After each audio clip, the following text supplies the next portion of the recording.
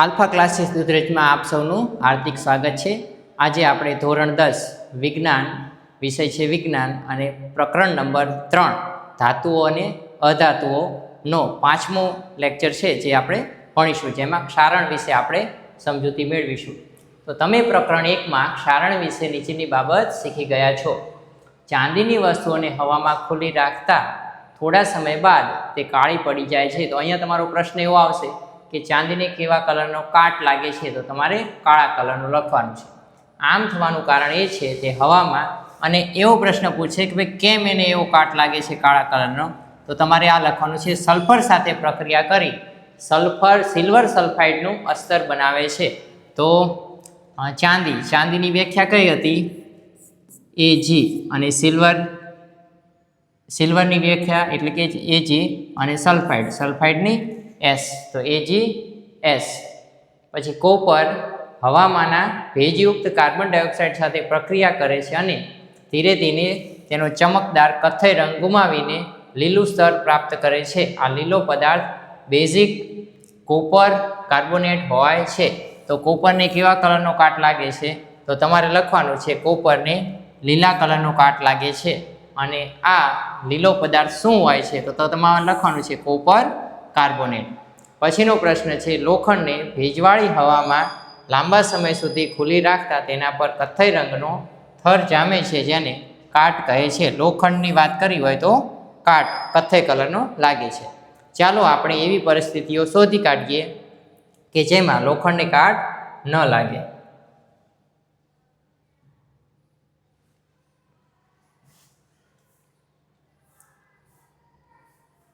જો અહીંયા 3 કસનળી છે। આ પહેલી કસનળી, બીજી કસનળી અને ત્રીજી કસનળી। પહેલી કસનળીની અંદર હવા અને પાણી છે, બીજી કસનળીની અંદર ઉપર હવા નીચે પાણી છે।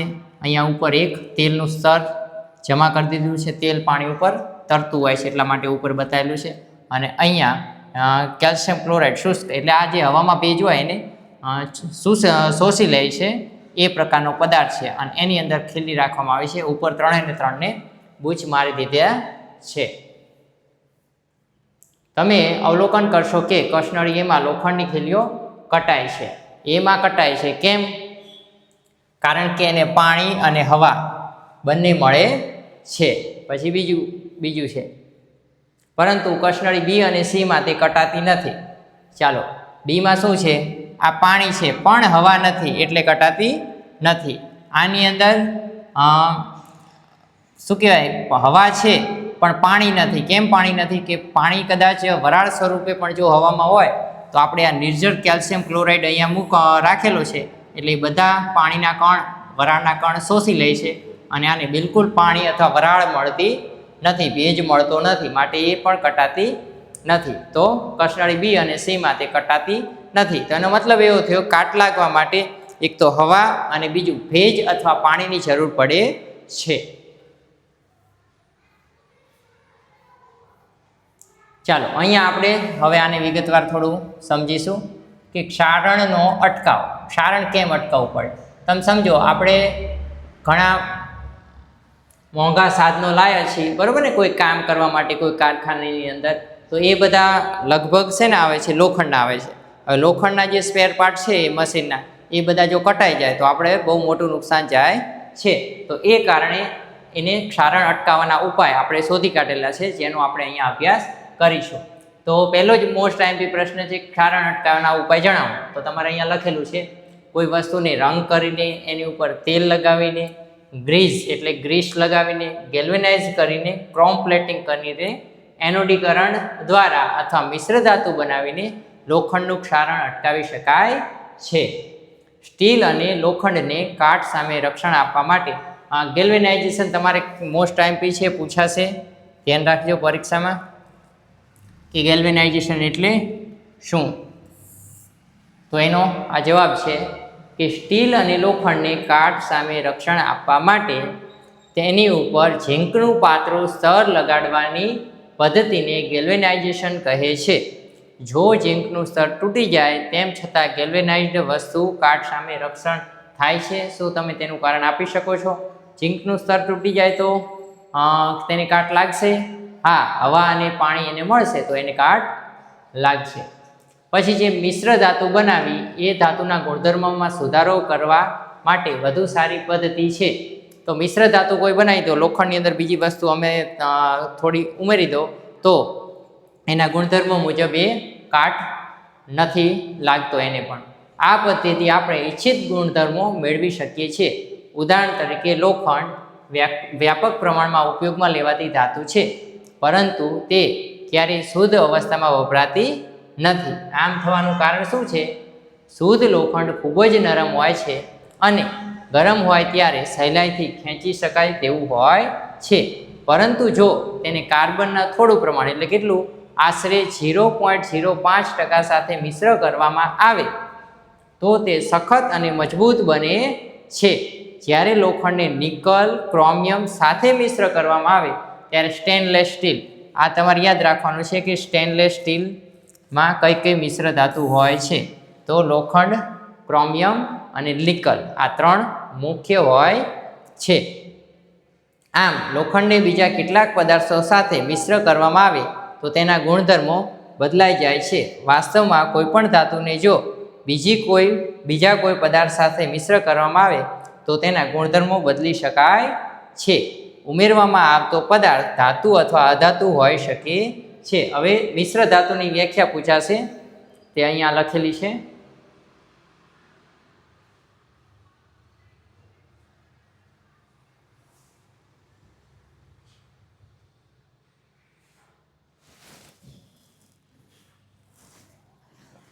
ચાલો, મિશ્ર ધાતુની વ્યાખ્યા.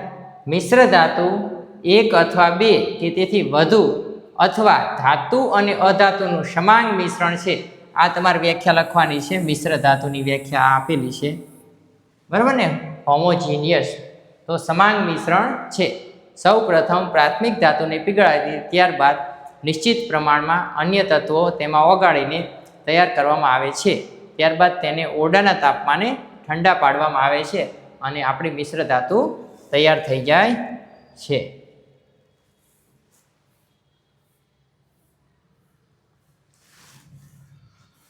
પછીનો આગળનું છે, જો ધાતુઓ પૈકી એક ધાતુ મર્ક્યુરી હોય, મર્ક્યુરી એટલે પારો, તો તે ધાતુને સળંશ અથવા અમ્લાગમ કહે છે તરીકે ઓળખવામાં આવે છે.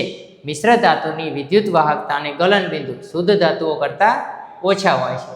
ધારો કે ઉદાહરણ તરીકે કોપર અને ઝીંક, તો કોપર અને ઝીંકથી પિત્તળ બનશે, એ તમારે યાદ રાખવાનું છે. કોપર અને ટીનથી શું બનશે?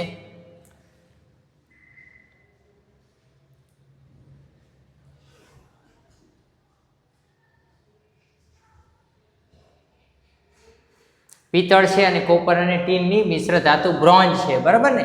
તો પિતાજી વાળી મેં તમને એક રચના આપી હતી, પિતાજી, તેની ઉપર તમારે યાદ કરી લેવાનું છે. કેવી રીતે?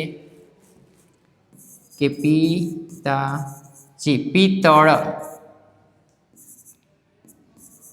બરાબર તાંબુ અને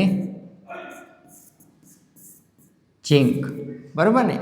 અને એટલે કે કોપર, અહીંયા તમારે લખવાનું કોપર, ઇંગ્લિશમાં લખો તો કોપર, અને અહીંયા કોપર પ્લસ ટીન, તો અહીંયા થઈ જશે બ્રોન્ઝ. તો પિત્તળ અને બ્રોન્ઝ કેવી રીતે બને? તો તમારે આ પિતાજી જેવી ટ્રીકથી તમને યાદ રહી જશે. પી એટલે પિત્તળ, તા એટલે તાંબુ, જી એટલે ઝીંક. તો પિત્તળ બને છે તાંબા અને ઝીંકમાંથી, કોપર અને ઝીંકમાંથી, અને બ્રોન્ઝ બને કોપર અને ટીનમાંથી, જે અહીંયા લખેલું છે. જે નીચું ગલનબિંદુ ધરાવે છે અને વિદ્યુતીય તારનું એકબીજા સાથે વેલ્ડિંગ રેણ કરવા માટે ઉપયોગમાં લેવાય છે. ચાલો, આપણો પાઠ અહીંયા પૂરો થઈ ગયો છે. હવે આ પાઠના પ્રશ્ન અને જવાબનો વિડીયો અહીંયા મેં મૂકી દીધેલો છે લિંકની અંદર, બરાબર છે? તો તે બધા જ પ્રશ્ન અને જવાબ તમારે લખી લેવાના છે. જો આ વિડીયો તમને પસંદ આવ્યો હોય તો આ વિડીયોને લાઈક કરજો અને અમારી ચેનલને સબસ્ક્રાઈબ કરી અને બીજા તમારા જેવા વિદ્યાર્થી ધોરણ 7, 8, 9, 10 જે ભણતા હોય તેને તમે મોકલજો.